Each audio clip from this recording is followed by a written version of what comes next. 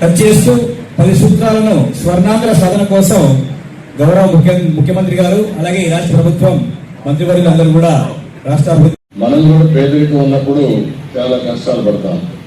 పైకి వచ్చిన తర్వాత సమాజం గురించి మర్చిపోతాం. మనం పడిన కష్టాలు కూడా మర్చిపోయి ఇది శాశ్వతం అనుకొని ఎవరిని మాట్లాడుతూ ఉంటే చాలా ఇన్స్పైరింగ్ స్టోరీస్ సార్. కొంతమంది ఇల్లు కట్టించారు, కొంతమంది చిన్నపిల్లలకు హార్ట్ సర్జరీ చేయించారు, మెడికల్గా కంటిన్యూస్గా సపోర్ట్ చేస్తున్నారు. దెన్ బంగారు కుటుంబాలు నెక్స్ట్ కొంతమంది పెళ్లిళ్ళకి సపోర్ట్ చేశారు, ఎడ్యుకేషన్ సపోర్ట్ చేశారు, కమ్యూనిటీస్ నీడ్స్ని అడాప్ట్ చేశారు, హాస్టల్స్కి డ్రింకింగ్ వాటర్ స్కీమ్స్ ఇచ్చారు. అంటే మల్టిపుల్ సార్, అంటే రకరకాలు. ఇంకా కొన్ని అయితే తనకు వచ్చే 15,000 జీతంతోనే కొన్ని కుటుంబాల్ని కంటిన్యూస్గా సపోర్ట్ చేస్తున్నటువంటి వ్యక్తుల స్టోరీస్ని వింటూ ఉంటే నిజంగా మీ డ్రీమ్ ఇప్పుడిప్పుడు ట్రాన్స్ఫర్మేషన్ మొదలవుతూ ఉందనేటువంటిది అర్థమవుతుంది సార్. మీరు I won't take much of your time sir. పక్కనే మనకి రంగారెడ్డి గారు ఉన్నారు సార్. ఆయన తన అనుభవాన్ని పంచుకుంటారు.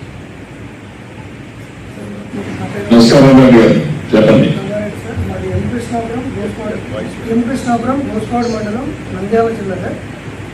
మన న్యాయశాఖ మంత్రి మరియు మైనార్టీ శాఖ మంత్రి 8 ప్రదీప్ సార్ గారి నియోజకవర్గం.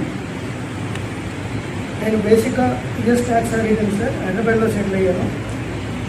ఎంపీ ట్యాక్స్ సొల్యూషన్స్ మేనేజింగ్ డైరెక్టర్ని.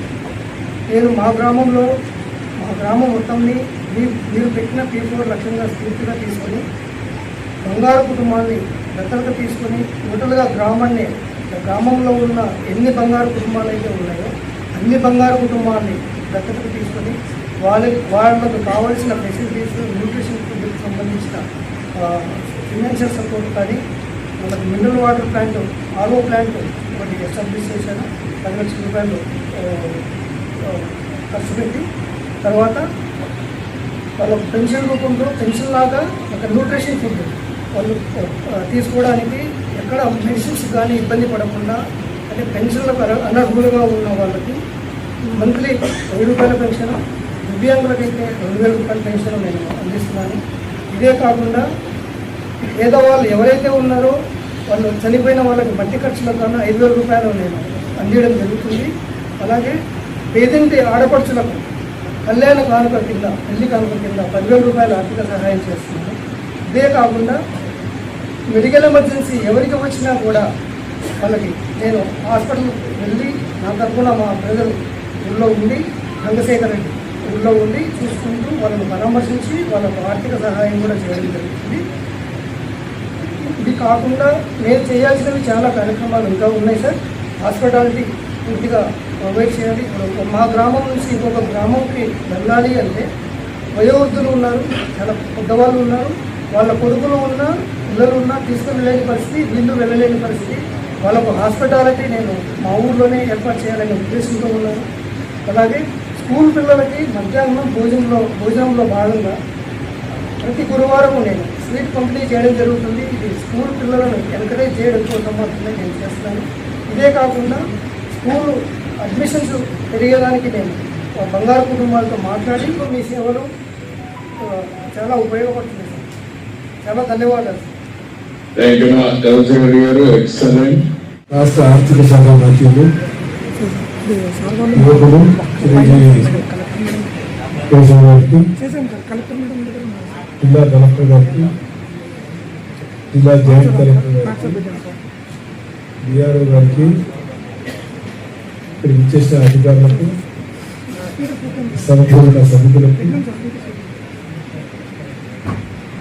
ఇక్కడికి ఇచ్చేసిన అధికారులకు, అనధికారులకు, పత్రికా విలేకరులకు, ఎలక్ట్రానిక్ మీడియా వారికి అందరికీ నమస్కారాలు తెలియజేస్తాను. ఇప్పుడు ఇందాక మీరందరూ చూస్తారు, అందరూ మాట్లాడారు. P4లో ఎటువంటి సేవలు చేశారో నేను ప్రత్యేకంగా చెప్పాల్సిన అవసరం లేదు.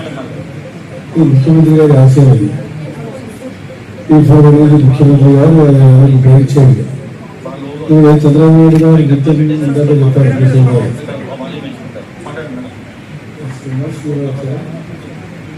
కాబట్టి ఈరోజు వారిని గుర్తించి వారిని సన్మానించి ఈరోజు గౌరవప్రదంగా వారికి ప్రభుత్వ పరంగా వారికి సన్మానం చేయాలి, వారికి గుర్తింపు రావాలా, వారు చేసే సేవలు వారికి తెలియజేయాలా.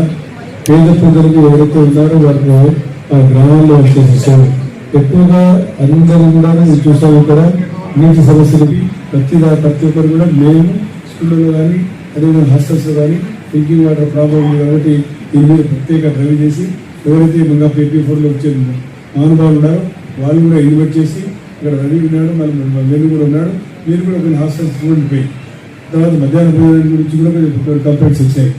మధ్యాహ్న భోజనం కూడా కలెక్టర్ గారు కానీ మేము కానీ ఒకసారి మనం కూడా చూడాల్సిన అవసరం ఉంది. ఎందుకంటే పిల్లలు అగ్రిసోల్ ప్రైవేట్ లిమిటెడ్ ప్రశంసా పత్రం గట్టిగా చెప్పడంతో అవార్డు అభినందిద్దాం. తర్వాత శ్రీ టేకూరు నాగేశ్వరరావు గారు,